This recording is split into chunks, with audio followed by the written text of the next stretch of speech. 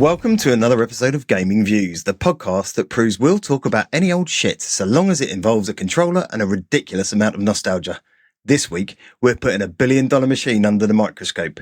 We're talking about the console that delivered one of the best launch lineups in history, defined a generation of online gaming with Xbox Live, and then had a catastrophic thermal event that cost Microsoft a staggering $1.15 billion to fix.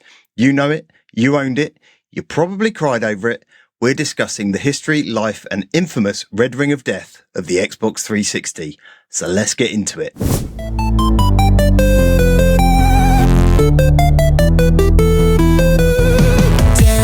Dan with a gaming flair, pixel dreams and worlds to share, joystick tales and button cues. Welcome to Gaming Views. As always, I've got my co-host, the man whose friendship is much more reliable than the Xbox 360's original hardware.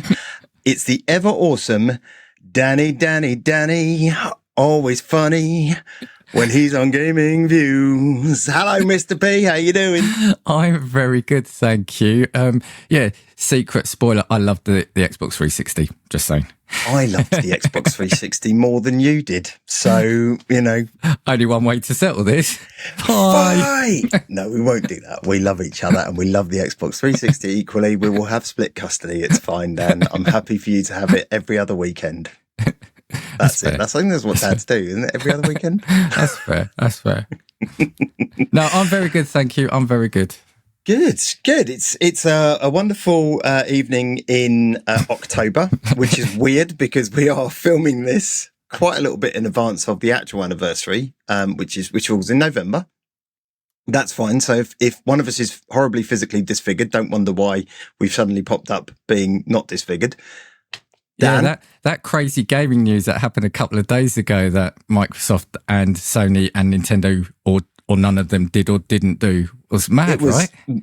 Wild. Let's do that. And those games that we definitely played that have launched since October. In reality, we hadn't not realised that we were going to record an episode on the Xbox 360 and that there was a 20th anniversary coming up, and we didn't totally carry on recording it but put it out later, right? That is exactly what happened. I said, let's do the Xbox 360. And you went, yeah, but the anniversary's in November. And I went, shit, I've done all the planning. And bear in mind, the funny thing is, right, I know it's a total digression. Last night we recorded the episode on the subscription services where we were kind of having a go at Microsoft a little bit. And now, of course, we're celebrating this. But this is gaming, right? And I think this is what we keep saying. It's literally a roller coaster, isn't it? I think it's okay. It's okay. I don't mind, yeah, it's a bit. No, I think we said it. These companies have periods where they're sort of the enemy of gamers, and then where they're the heroes. It's gaming, right? This is the thing. It's cycles and. Do you know what? When you say that, I genuinely think that's what I love about it. You know, no relationship is perfect 100% of the time, Dan. Right? You have your ups and downs. It's like a roller coaster, as is gaming, and particularly Microsoft, who at the moment, it's not just a roller coaster. It's a roller coaster that's going through hell while lit on fire with people throwing petrol at you. But, they see one PR sort of shambles and say, hold my beer for a second. Oh, we'll get onto some PR shambles here. So, that's, they're never lacking. Yeah. Oh, dear. Right. So, because we're recording so early, we're not going to do our usual what have you been playing? Otherwise, it will sound exactly like what you were playing. Games. Yes, yeah, games. We've been playing games. That you can guarantee. Yeah, I've gone back to the game I said I was playing a month ago. You might still be playing Borderlands 4, though, to be fair. Yeah, but I can tell you now, my Asus ROG Ally Xbox is amazing / absolute shit. So, delete as appropriate. I've covered it all. Okay, delete as appropriate. I've covered Future Dan, edit this. Future Dan will cross that out when it comes to it. Good, right. Shall we crack on and let's go with the story of crisis and comeback, as I've called it, of the Xbox 360. So, the Xbox 360, it was Microsoft's answer to the sequel of the PlayStation 2, the as yet to release PlayStation 3, cunningly named by PlayStation and Sony, as they do, which launched on the 22nd of November, 2005. Can you cast your mind back that long, Dan? That was 20 years ago nearly. It was some time ago, wasn't it? But the weird thing is, I do remember it quite well because I know I said it on here. I wasn't a console gamer at that point. I'd been on the PC sort of gaming scene, and I do remember when the Xbox came out because it was big. It was big. It was huge. It was massive. And I had the original Xbox, so I was super hyped when I found out, read about, watched whatever I could scrape together at that time on the internet around the 360 and the subsequent launch of. And I think I'd said before, I ordered mine from eBay and it was coming from Germany. And I took a day off work because you didn't know then when it was coming. There's no app to tell you how far away or what number parcel delivery it is, and none of that nonsense. And I think it was UPS who were delivering it. And so I was literally waiting on tender. It's turned out about 6:30 at night. You know, it gets to like 5 and you're like, they're not coming. Yeah. They're not. Well, this is the thing with me. I was just looking because I remember I've got it. I ordered it from Amazon. So I ordered it in June 2008 because I said I was late to it. You were late to the party. But I remember, I got it sent to my wife, who was a girlfriend at the time. I got it sent to her mum's house because, again, we were working and, didn't want it to just be left on the doorstep or chucked over the fence or something. And I remember, vividly opening the box up there, and I'd ordered it with BioShock, GTA 4 and Mass Effect, obviously. What a collection. Because those were the three I really wanted to play. Yeah. That was the main reason for wanting an Xbox, yeah. What did you play first? If you don't say Mass Effect at this point, people are switching off. Well, hopefully they'll switch back on. Do you know, weirdly, I think what it was, I actually played GTA 4 first because I'd had the PlayStation 1 and 2 and was massively into, so like GTA 3, I'd played that and loved it. So I think there was more hype around GTA 4, I remember, at the time. Is there a lot of hype around GTA games? I don't recall them ever doing much hype.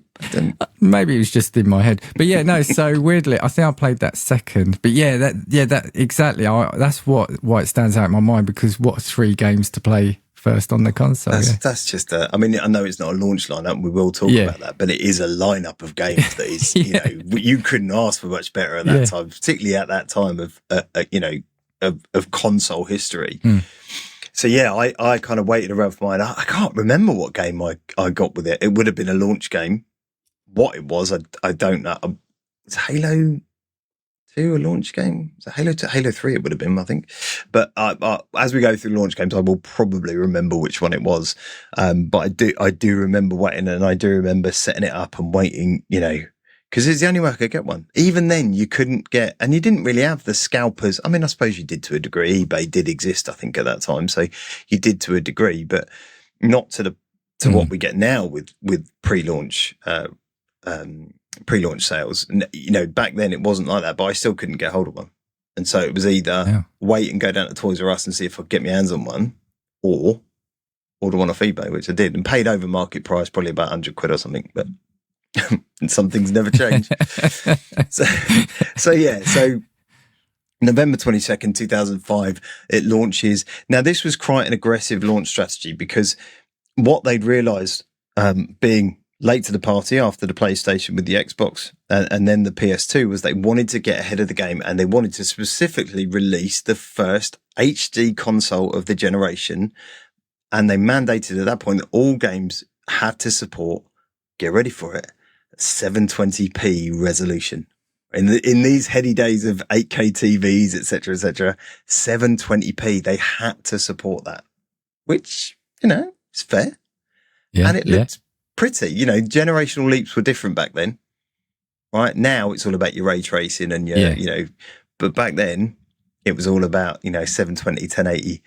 So they did 2 SKUs that they released. They released a core unit, which was $299.99 in dollars in the US. I don't know what the UK was, and weirdly didn't have a hard drive, which the original Xbox did. Had a small hard drive, and the core didn't. The premium came in at $100 more, so $399.99 with a 20 gigabyte hard drive.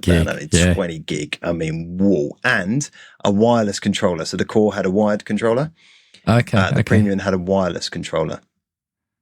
Which is again is interesting. Now, this aggressive marketing strategy will play in something that happens a little bit later, that people may have heard of, and why it happened is due to some of this. So let's talk a little bit about the specs. Again, we don't go into really dull, boring specs on this show, but it was particularly important for this console because it made a significant difference to developers and was a reason why the 360 was particularly successful in this generation of consoles.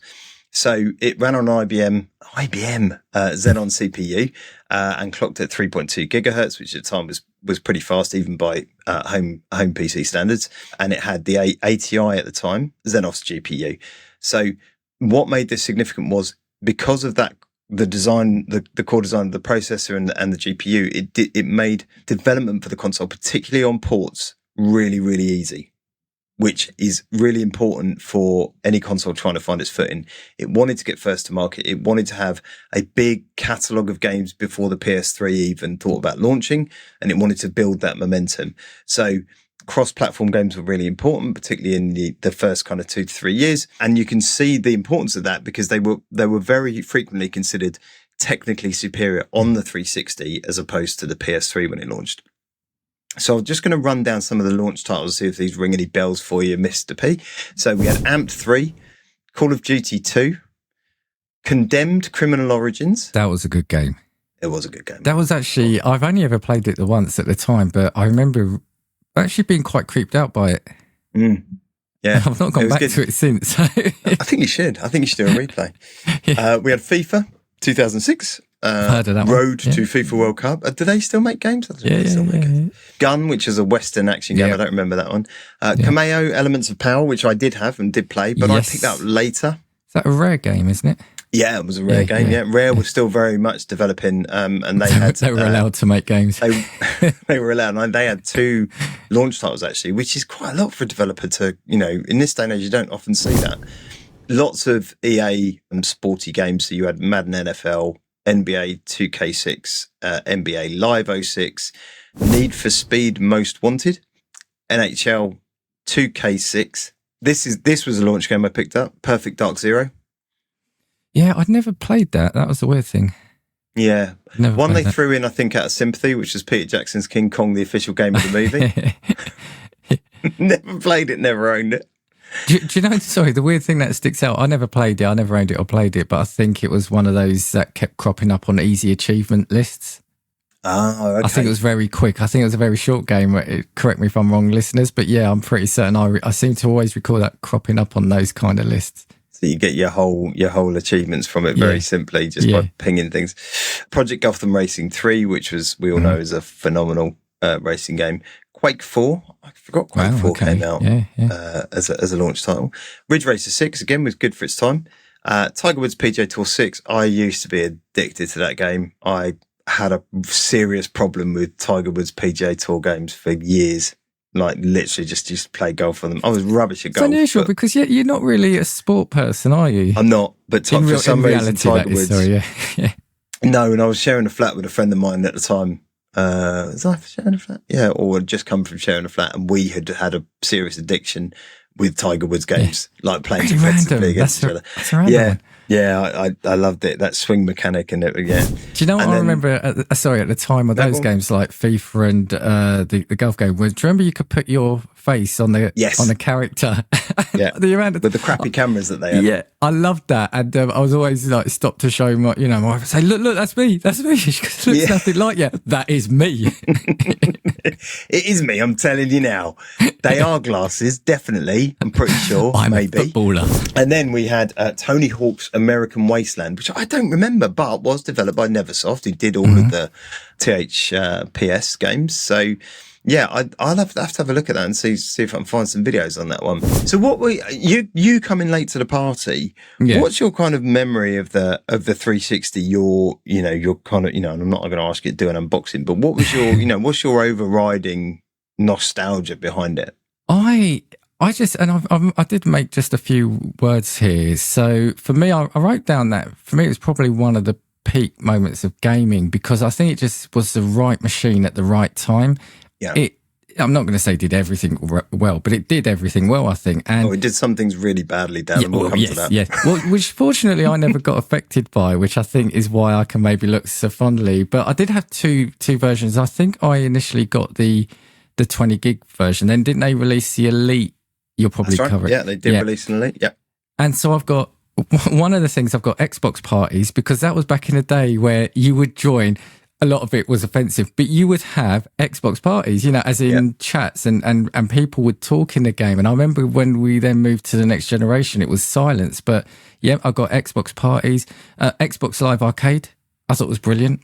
Yes. And I'm going to invoke his name, Dan, so cover your ears. I was talking to Joey earlier as well about that. It's fine. It's November now, so it's another month. I don't mind him coming up now. No, we were just sort of sharing memories of some really great games. I remember the Xbox particularly was really good for those kind of indie / cheaper games. It was the time I came round to it. It was affordable, because games were a lot cheaper. Well, were cheaper then, and the consoles, I'm not going to say were cheap, but were cheaper than they are now. And the other thing is kind of like the peripherals for it. So, and what I mean by that, so I remember having to get, because at one point we moved out of my house, we had to move in to my parents' house briefly, and had to get a wireless dongle, which you could plug into the back. Do you remember you could get the wireless dongle to connect to Wi-Fi? And I bought that, and you could change the hard drives over, couldn't you? The Xbox, the hard drive was on the outside. Unclipped from the top. So I thought that was really clever.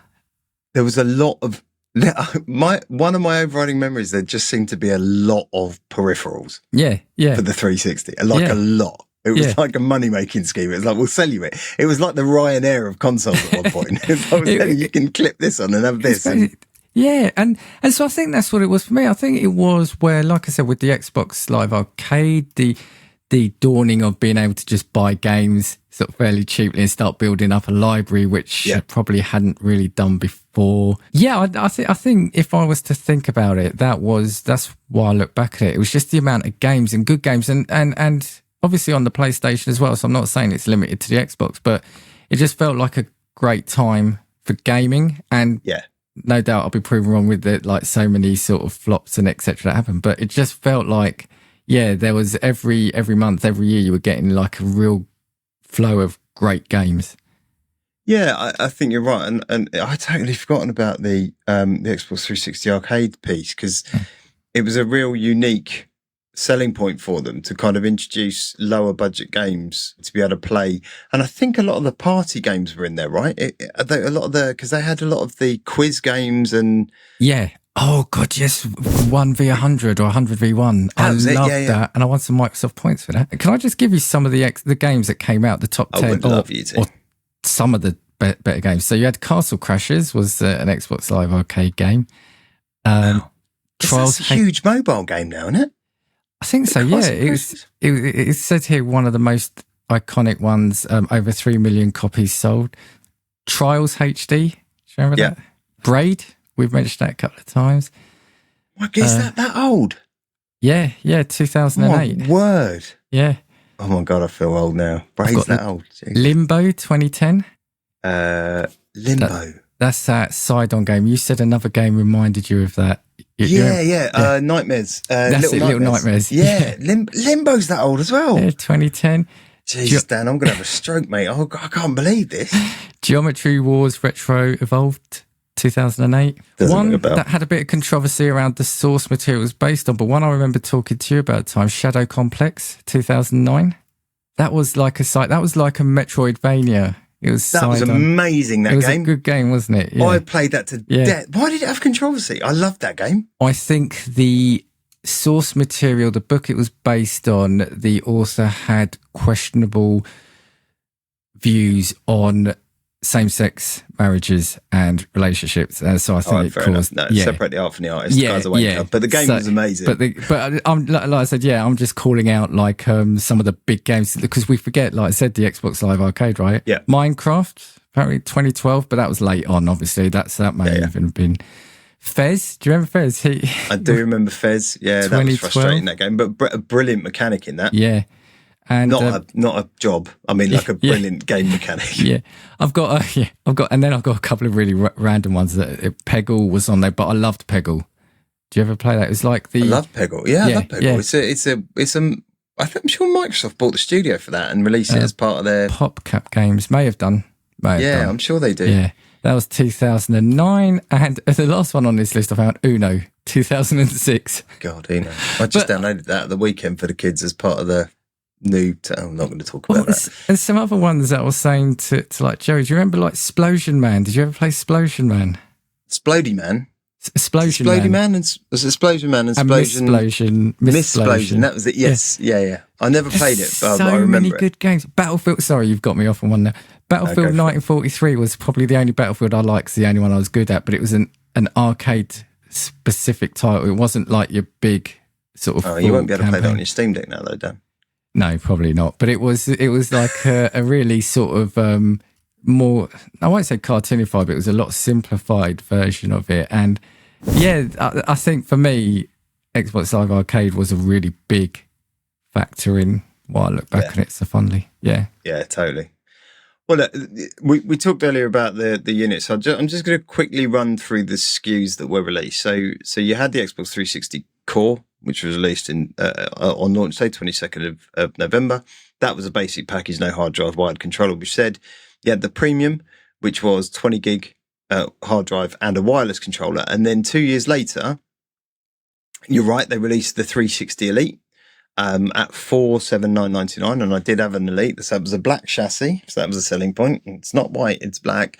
120 gig hard drive and HDMI standard. So you no longer had, what would it have been before that, SCART? Must have been, yeah. Must have been SCART, yeah. Yeah.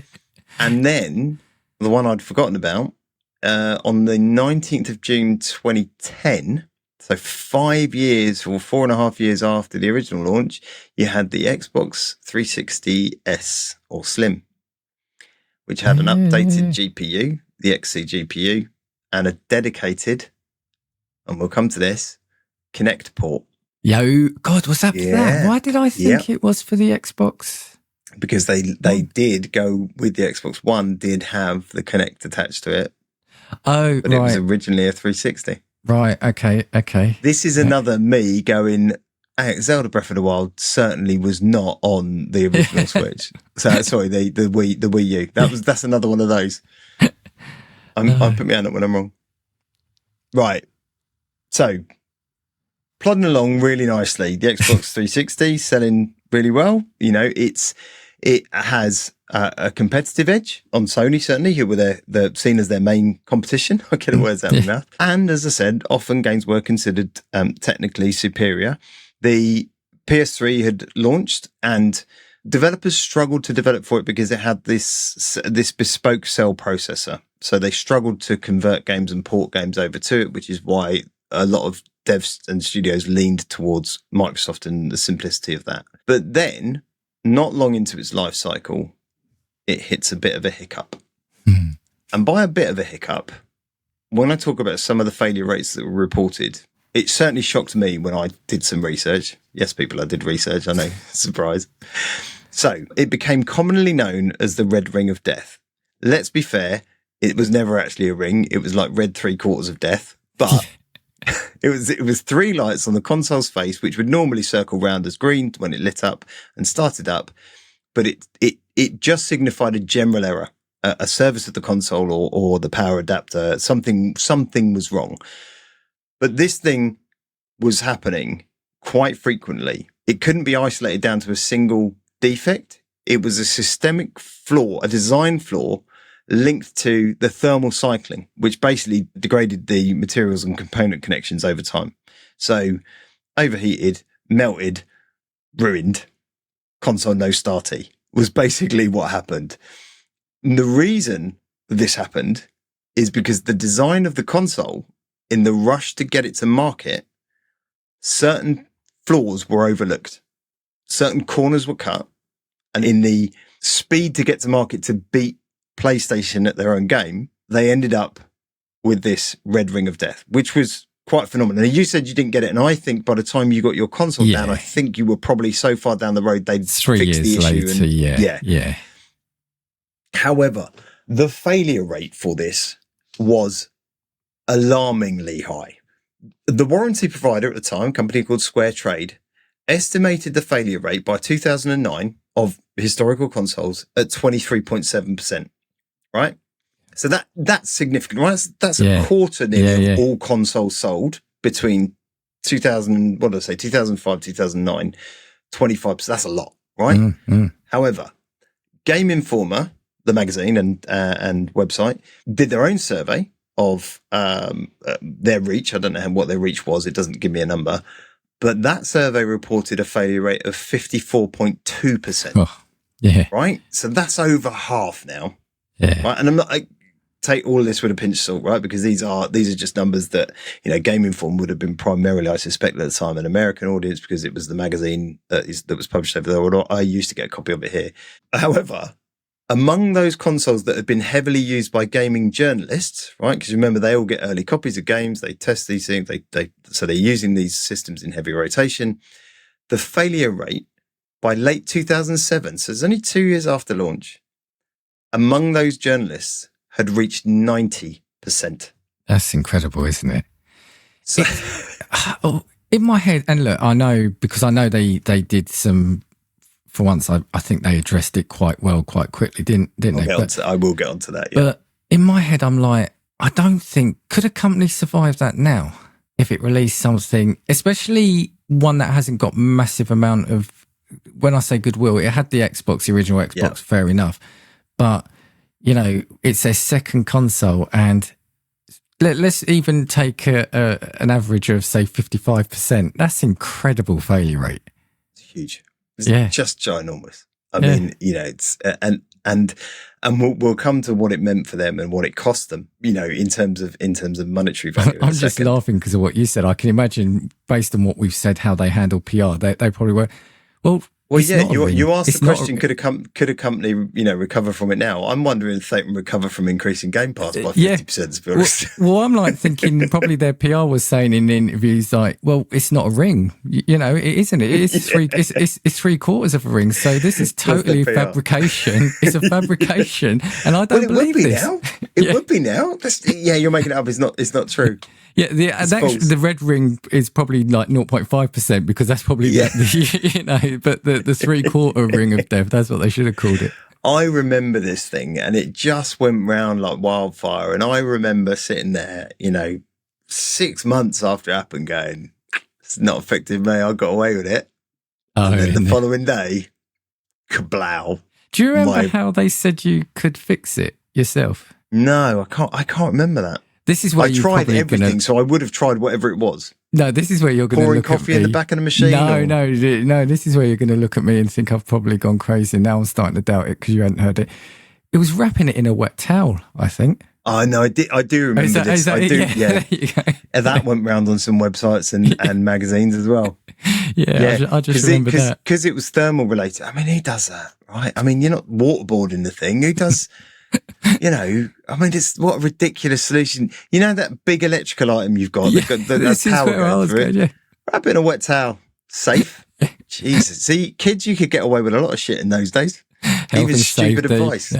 Health and safety gone mad. Who needs it? Yeah. It's gone mad. So this widespread systemic failure did indeed threaten the long-term viability of Xbox as a brand, right? And I don't think anyone underestimated at the time how much damage it was doing to Xbox. I can't remember who was in charge at the time. Maybe it wasn't Don Matrick, but it was, it may well have been actually.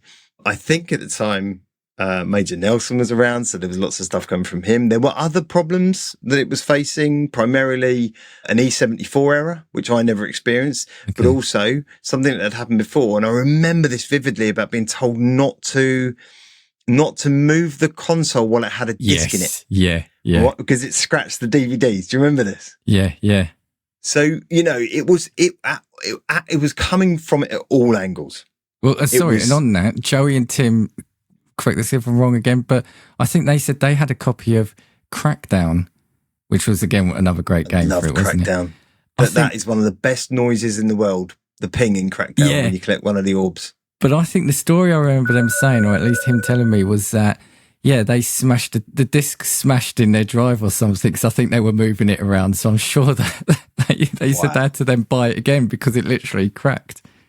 Wow. I mean, so all caused by a high-speed design, an aggressive timeline, and the 90 nanometer components basically generating thermal stress and leading to a meltdown or the red ring of death. Massively high failure rates. So what did Microsoft do in response to this? So the logistical response to it was as expensive as it was aggressive. So they established an expedited repair process. So this is a time when Microsoft really did genuinely, I think, care about gamers and what they were saying. That process would include sending an empty box. And I went through this process, by the way, so I can testify to the fact that it worked. They'd send you an empty box overnight, right? Even if your console was out of warranty, by the way. And they extended the warranty. I can't remember by how much, but it was quite significant. So you'd get an overnight box to parcel the console alone in, so you didn't send anything else with it. And it would go via overnight shipping. So that's FedEx, UPS, DHL, very expensive, and return the replacement unit to the player overnight. So they would literally bring it in, fix it, send it back. So this is, if you think about the volume and the global impact of this is something now to operate globally to make sure that happened for every single player who was affected by this. And that's really good, right?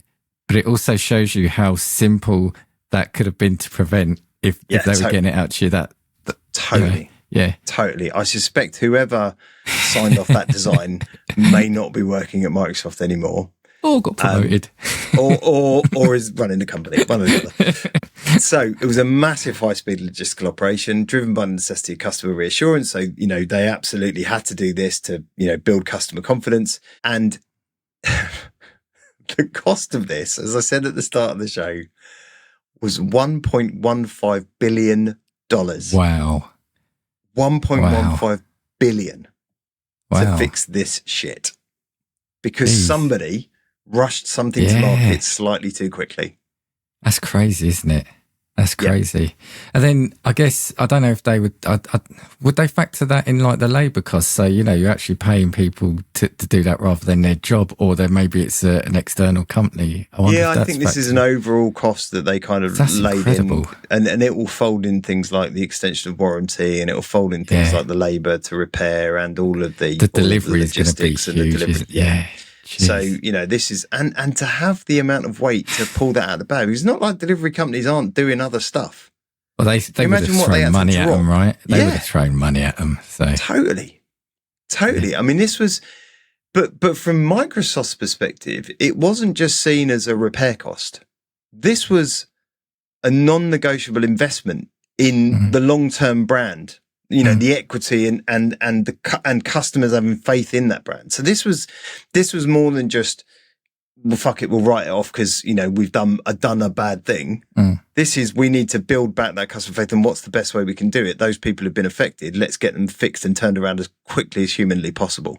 But what I would say on that is because it was massive. And, I keep talking about how when gaming makes a mainstream, back then it was even more of a thing because tech was, and gaming wasn't as mainstream as it is now, right?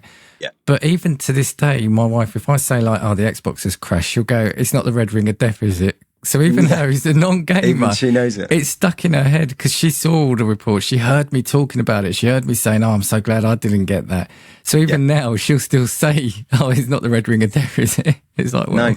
And even if you had it, so it was actually 3 years they extended the warranty. Oh, really? So they extended the warranty to 3 years to cut and covered all the logistics as well.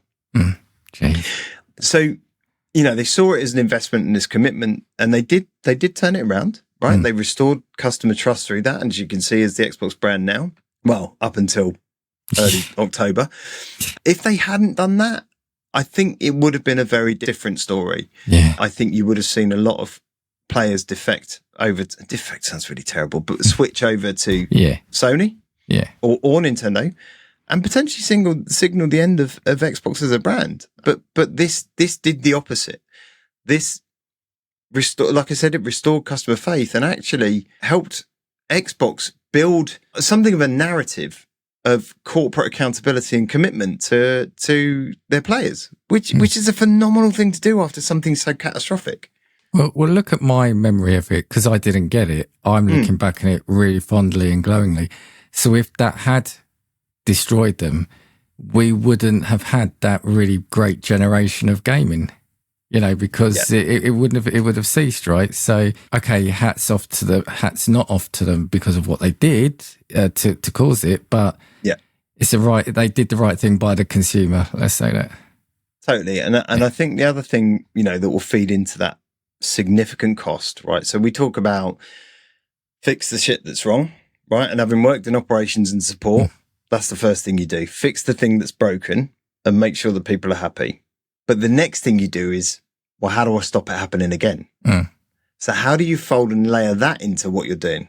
And the only way you can do it when the fault is at a design level is to redesign the entire thing from scratch. So they're essentially fixing everyone's Xbox, yours, mine, whoever's, and sending them back overnight and paying a lot of money to do so. And in the background, they're redesigning the internal workings of the Xbox to make sure this isn't happening again. So there's another layered cost. They're doing a redesign of a console, Dan. And there's some names here that you might... Go on, sorry. No, sorry, I know I keep interrupting, but no, I think you answered my question, because I was wondering, do you think they knew this might have happened? Do you think they knew they sent it out? And the other thing is, you said we've both worked in service. Can you imagine you get a couple of tickets come in and you don't think anything of it as well, which then it's going to cascade in. But I was just wondering if they had a feeling this could have happened had they seen it. I don't know. I mean, how frequently... Look, the original Xbox, they didn't do a revision on. Did the PlayStation 2 have a revision? Did they do a slim I think they had a smaller version, yeah. Because the PlayStation certainly did, didn't it? Towards the end of its life. Definitely did. So I think they would have done it. It was certainly a thing, and maybe they were already thinking of this. I can't be sure. My notes don't tell me whether they did or not, and they may well have been thinking about a revision. But certainly, as I said earlier, it was this 90 nanometer CPU chip that caused the problem, which is fundamental to running a console, and a combination of the board hardware that they use, so the actual the motherboard, the launch board on it. They then had to go through, and there's a bunch of code names I'll throw at you, but you might remember some of these, Mike. So you had the Xenon, the Zephyr, the Falcon or Opus, and Jasper. And these names started, right? They started bubbling to the surface. You wouldn't normally hear these things. But because there was this obsession now with him, well, how are they fixing it for future versions? Everyone started hearing about them, and Microsoft were quite candid and open about them and what they did and how they would fix the issues, because I guess they had to be. So, my point, I guess, is it's very unusual for a company to talk openly about the hardware revisions in depth. They'll talk about a revision, or they'll go, oh, it's a PS5 Pro, and you'll have Mark Cerny go, well, this is what it does differently, and look at the lovely ray tracing. But they won't go into specific details about what nanometer chip is or what and Microsoft felt they had to. Whereas now we go into the nth degree, right, don't we? And because they feel that's what gamers want to hear. It's the buzzwords, right? Totally. Absolutely. But look, so that's kind of the saga of the Red Ring of Death. It ended on a happy note, I guess, certainly for gamers and certainly for owners of the Xbox 360. They got their hardware either replaced or repaired, and Microsoft moved on. The world moved on. But as you say, it's still in the public's consciousness. RROD is not going anywhere as a phrase or and it will still become a joke. I think we've even used it as a joke about the Red Ring of Death. No matter what it applies to. So. Yeah, unfortunate for the Xbox 360, but they did recover, thankfully for us and our gaming habits. Yeah. So I wanted to talk a little bit about kind of software and the console itself as a digital hub, because it was one of the enduring things about the 360 was, one, the innovation it brought, but secondly, the step up, I guess, in terms of the online service of Xbox Live. And the overhauls of the interface that brought around. So I'm talking primarily about the OS. I don't know about you, but I fell in love with the blades. The blades, I was thinking about that. As an interface, right? Yeah. And all of that was geared and built specifically to cater for the fact you had Xbox Live you had your game section, but you also had a media section, and then you had your kind of system section. So you had these 4 primary blades that were all designed to house one specific thing, because that's what the 360 was great at, right? And designed for. Were you an online gamer for your 360? I was for quite a bit of time, because I fell into Football Manager forum. So I was into Football Manager on the PC. And through that forum, I met a load of people. And it is the greatest RPG ever, though, Dan. I mean, always. Yep. Go check our episode out on RPGs.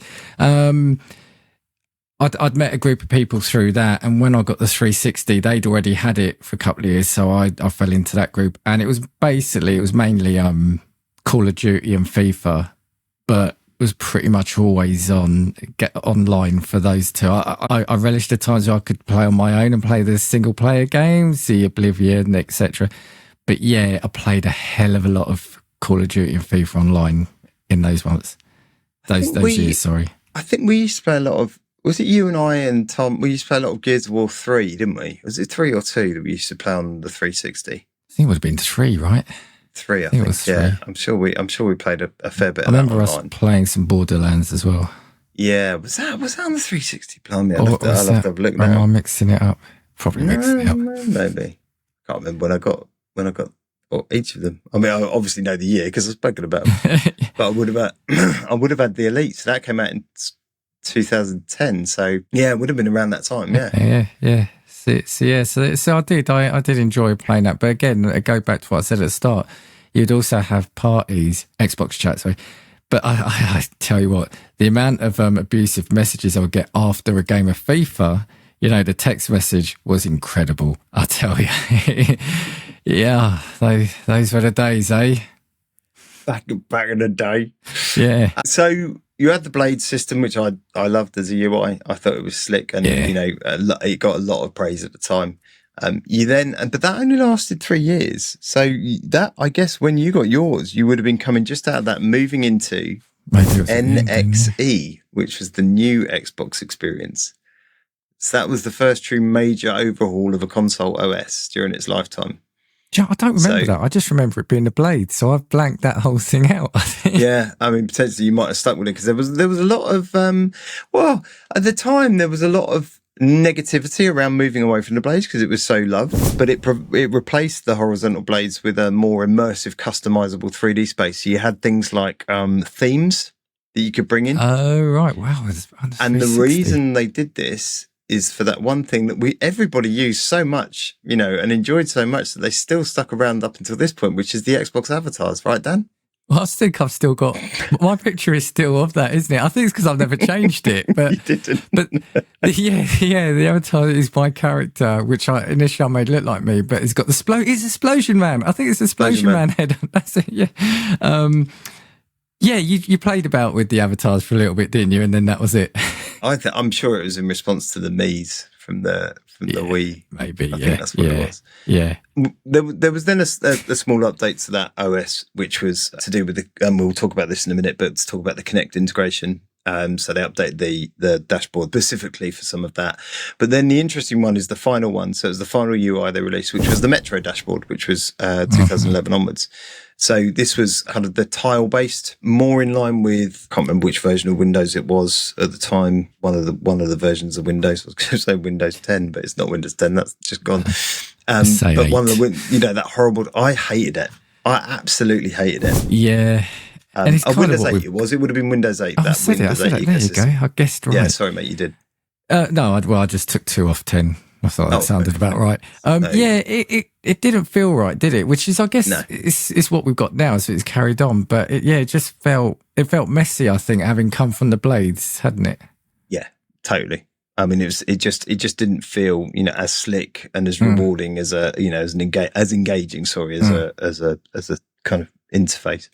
The thing I think that really helped boost Xbox 360 along was 2 things actually. Was the Xbox Live integration, and how brilliant that was as a service, but also the thing that it did that no one else at that point had done, and even Sony were lagging behind in this, and that was the achievement system, which was introduced, which I know you love. and are very competitive around. No, I did at the time. I haven't been for years now, but I remember at the I know time. you used to be. What I liked about it, so it wasn't necessarily competitive to get the points. I think what it was if there was a game I enjoyed playing, the achievements, if they did them well, would make me want 100% it. Yeah. Like Assassin's Creed, I think the first one I ever did. So having said I liked it, I think the first ones I remember at least doing was Assassin's Creed 2 with Ezio. Because I loved that game so much. So when I finished it, I looked at the achievements and thought, what else is there?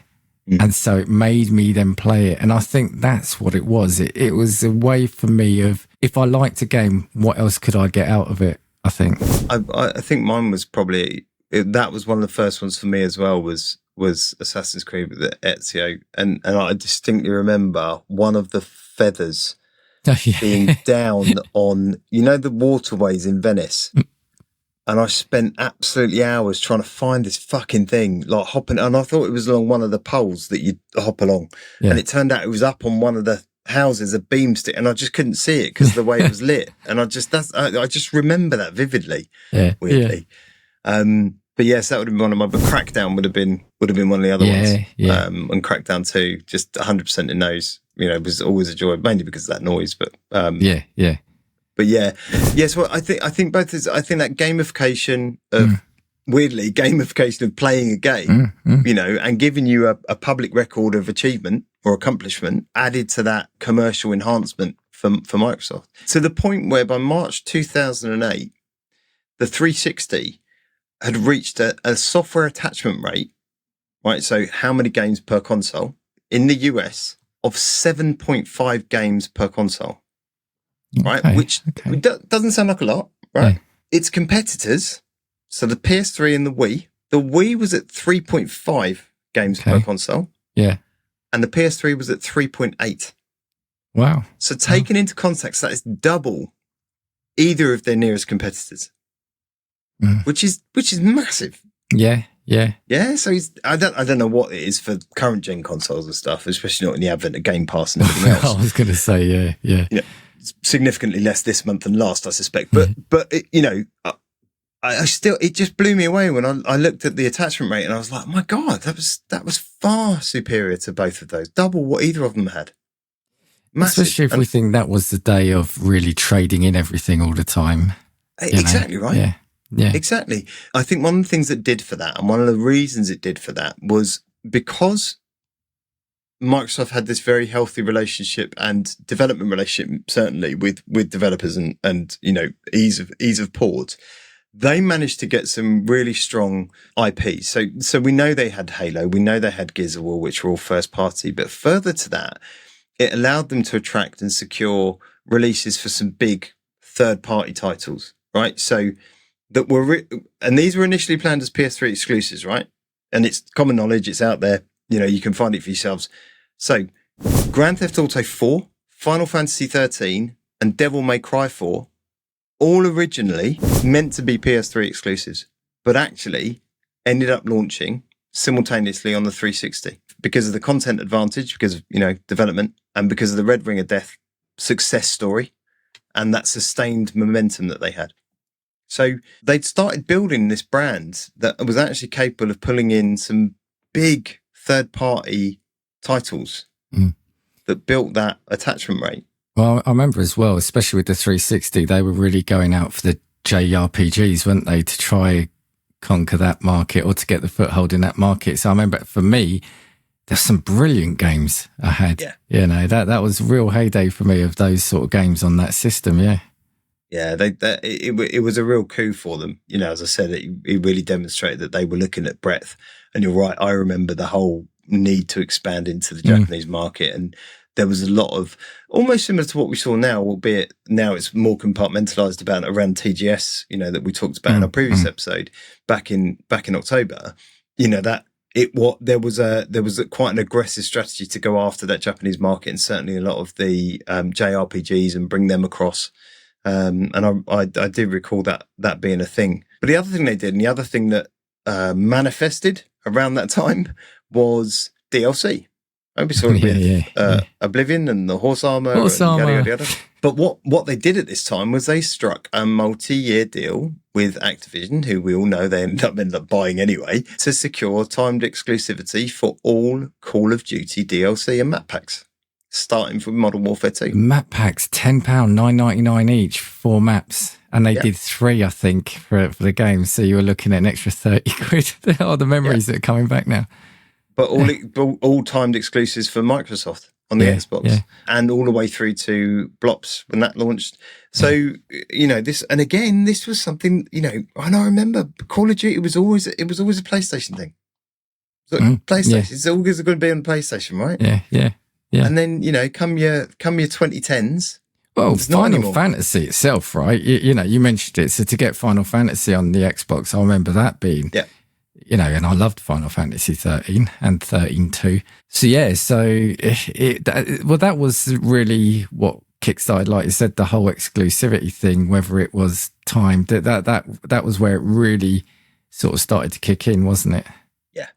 Yeah, totally. And I think at that point as well. So between 2010s and 5 years post-launch, Sony had kind of recovered from whatever slump they were in with the PS3.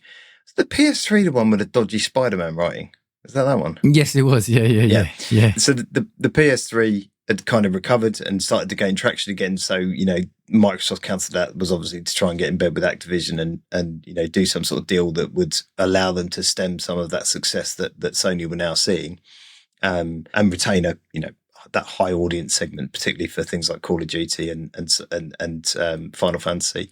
But it was successful. The 360 had really great commercial success, not quite as much. I mean, we always think about this, the console wars as this generation being Microsoft's to own.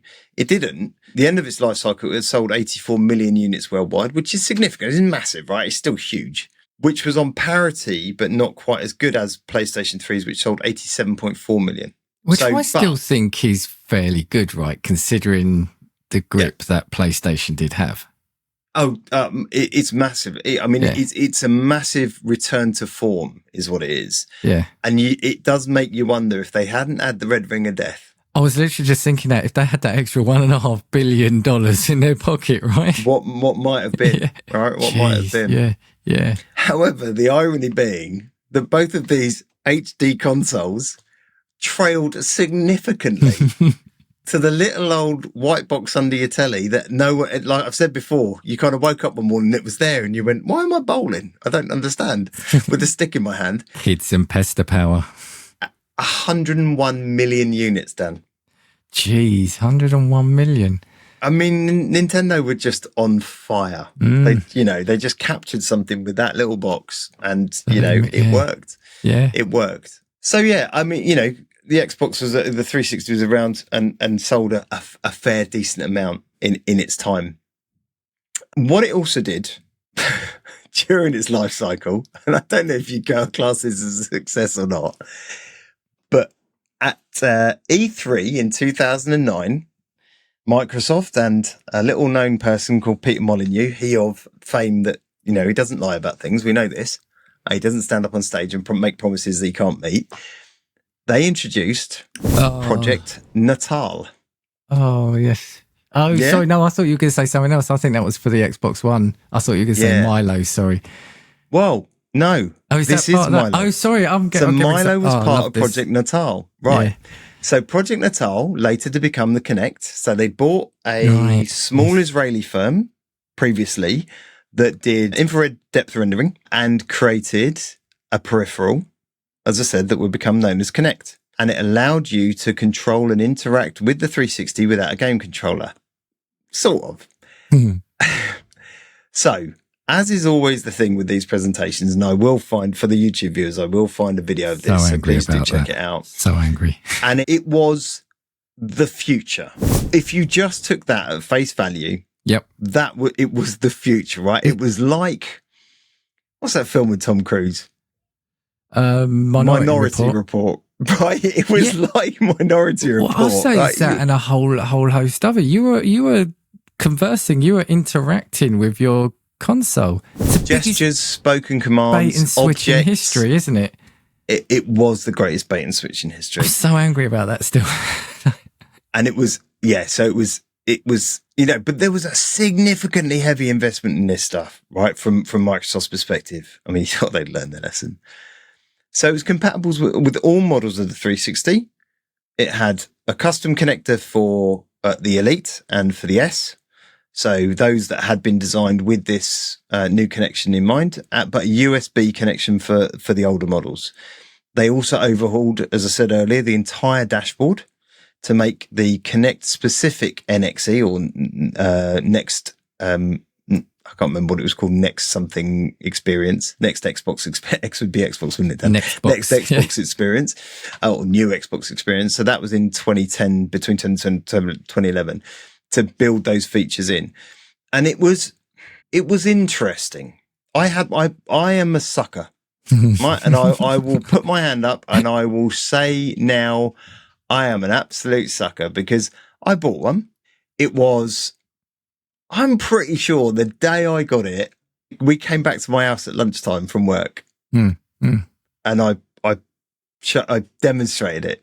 Am I misthinking No, I think this? you're right. No, I remember coming around a couple of times, like when you got the Xbox, the Xbox One, etc. So yeah, I think we did do, yeah. And it, providing the lighting in the room was okay, and providing that, you were playing in a specific way that it wanted you to play, it worked relatively okay. It wasn't what they demonstrated at E3 in 2009 with Milo. No. That's for 100% sure. And there were a few games that supported it, and they tried to lever in some of these games, some of the things into games that you wouldn't expect them in, and made it a very disappointing experience. And they built some bespoke games for it that were kind of fun. And they had your obligatory, working out, staying fit, being healthy type games because it could track your movements. So yeah, I had it. I used it. It became one of those things that gathered a bit of dust. You know what I mean? It kind of sat on top of your telly and didn't really do much. So the other funny thing though, it did spawn a load of YouTube videos because it was voice controlled as well, wasn't it? You would say Xbox on, Xbox off. And I remember there were people that would name themselves in games like Call of Duty as Xbox off. So the person would get annoyed and then they would grief them in the game and shout the Xbox off and turn the Xbox off mid-game. But just on I just wanted to say about Project Milo, because in case people aren't watching, if you find a video, if you're not watching YouTube or the video on Spotify, which I encourage you to do. So it was advertised, there was a presenter on stage, wasn't it? And she was interacting with like a child in the game on the screen called Milo.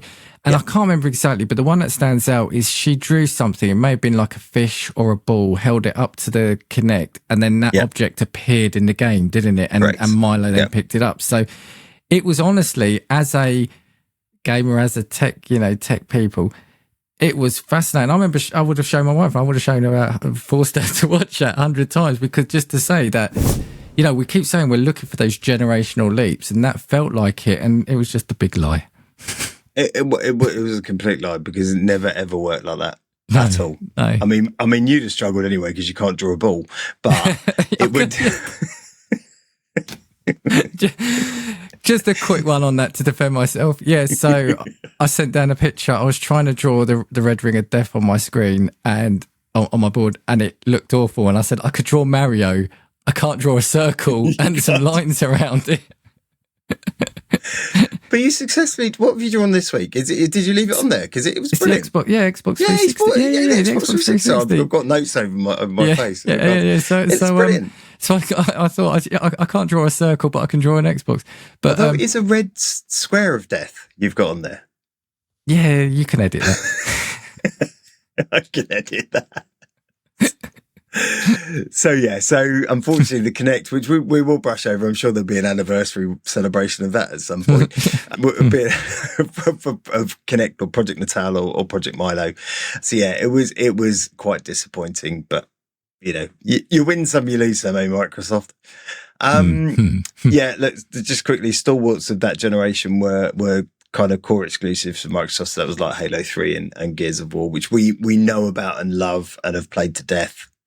It's a phenomenal thing. And look, I'm going to wrap up in a minute, but I don't know if there's anything else you want to cover on the 360 down? I had three things I was going to say. One, the other thing to hear all of them. I remember loving about it was the controller. I still think the Xbox controller is still one of the best ones. Absolutely agree. Remember thinking that was great. I did have the top 10 games for it here. Oh, you legend. That's one thing I didn't get and I wish I'd got.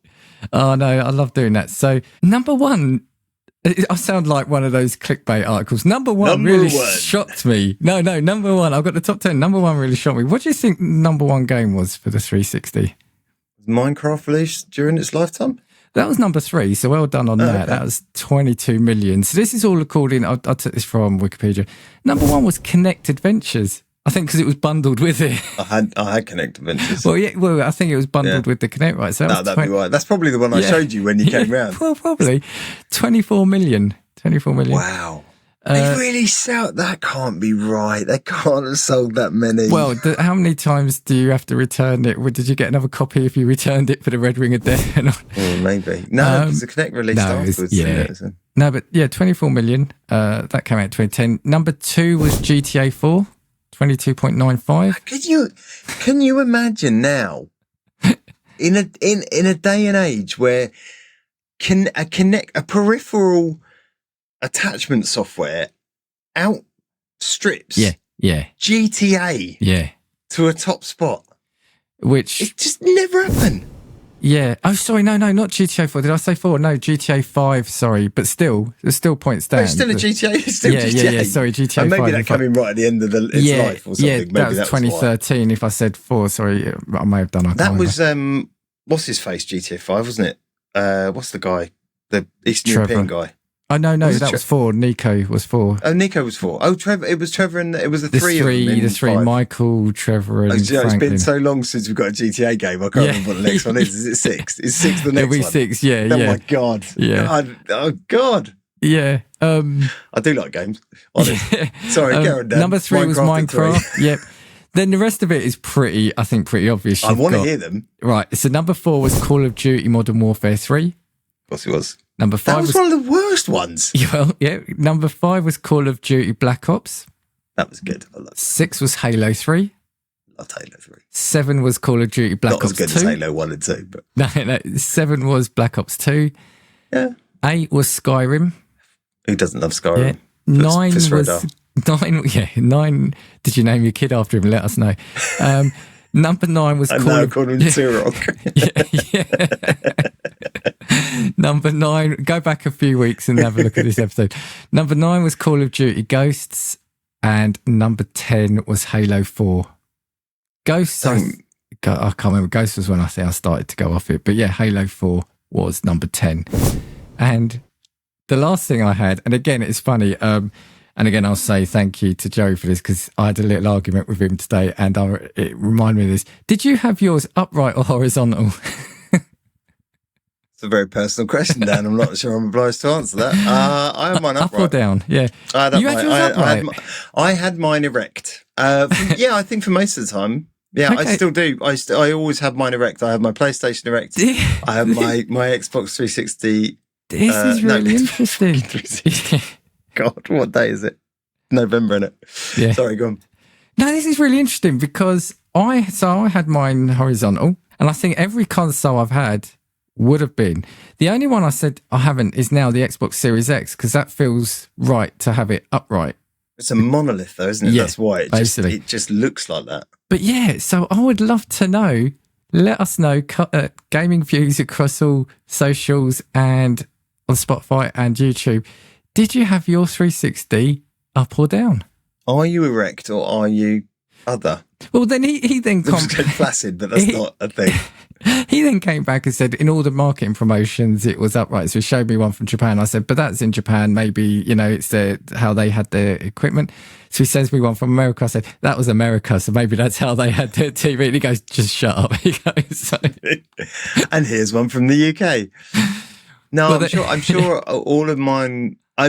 look, in fairness, it would have depended on the shape of my TV unit. I think that's going to be it. That would have been what it was. Yeah. And I am sure at some point, because I went through various models, because I did have the launch console, the one with the hard drive.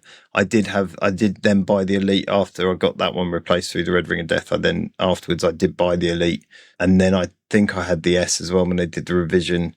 And I remember selling the S out the back of my car in the Tesco, not in a Tesco car park, but we worked for Tesco to a colleague at Tesco with a bundle of games. It must have had about 30 odd games with it for his kid for about 100 quid or something. So I do remember getting rid of it, and that would have been just after I got the Xbox One, I think would have come out. Okay. But that was it. That was all I had extra. That was wonderful, and thank you for doing the games. I'm glad you chipped in with that. So yeah, I think ultimately, the console itself, it will always be defined by the Red Ring of Death, and its subsequent recovery from that crisis. The decision to commit an awful lot of shekels to fixing a problem and recovering the brand, which was key to where they are now. Like we said, I don't think they'd be around if not. But it's, so in that respect, I guess it's divisive, but it did also prove that Microsoft had long-term viability in the console market, right? And in the gaming industry in general, right? To what end now? I don't know. You don't know. We don't know, because nobody can really tell what they're doing right now or how much they love or care about gamers anymore. But the console itself, bearing in mind the Xbox One, its successor, launched in 2013.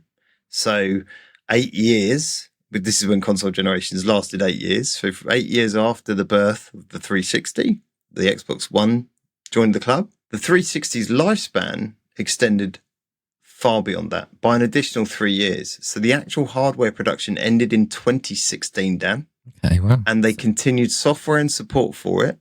And major publishers were still releasing physical titles for that all the way through to 2018. Wow, I did not know, yeah. It had an active user base even after its official discontinuation, which is quite phenomenal. Yeah. So we always talk about the longevity of much-loved consoles like the PlayStation 2 and the PlayStation, but actually, Microsoft had its successes in the same thing as well. But see, do something right. Yeah. And however, the digital commercial life of the Xbox 360, I'm going to ask you, how many years after do you think it was that the marketplace shut down? And you might remember this, so it might be a cheats question, but how many years after do you think the marketplace shut down? The 360 marketplace. Do you know what? I think I remember that going on for a while, because I remember you with the backwards compat. I don't know, 2020. July the 29th, 2024, 19 years 24, jeez. after the console launch, did the marketplace shut 24. down. So you couldn't purchase digital games, DLC, avatar stuff, and kind of, that shift towards physical media and download capability. But yeah, quite phenomenal. But look, no matter how you look at it, right, the Xbox 360, divisive or not, decisive or not, it was a console that helped shape that generation and gave gamers, you and I in particular, a load of love and a load of brilliant games to play and be frustrated at, with some of the technical problems, but still stands as one of the greatest consoles I've ever played on. And I loved it for that. Yeah, it was good. It was good. It was good. It was. I think it was one of Microsoft's best efforts. Yeah. Right. Yeah. Ignoring all the graphical, everything gets better and bigger and faster and more ray traced. If you look at the sweet spot of Microsoft and what they did, I think the 360, ignoring the Red Ring of Death, I think was their winner. Yeah. And I loved it. No, agreed. And that's it. That's what I had today. So hopefully it's been a lovely trip down Red Ring of Death lane. Yeah. For us on this, the very nearly anniversary or just gone anniversary, depending on when we release the episode of the Xbox 360. Mr. P, anything else from you today? Just hello to everyone. Thank you for listening and watching. That was very succinct. Hello. And if you're not, please do like and subscribe. We say this every week. I know it gets boring, but it doesn't mean a lot to you. It means very much to us. We do appreciate it, and we love all the comments. We love feedback from the people who are listening in, and we do get quite a lot of it, particularly on TikTok and now on Spotify and also on YouTube. So please do. We're always up for a debate or a chat or whatever it is. And thanks for joining. and we'll catch you on next week's episode of Gaming Views. Ta-ta for now.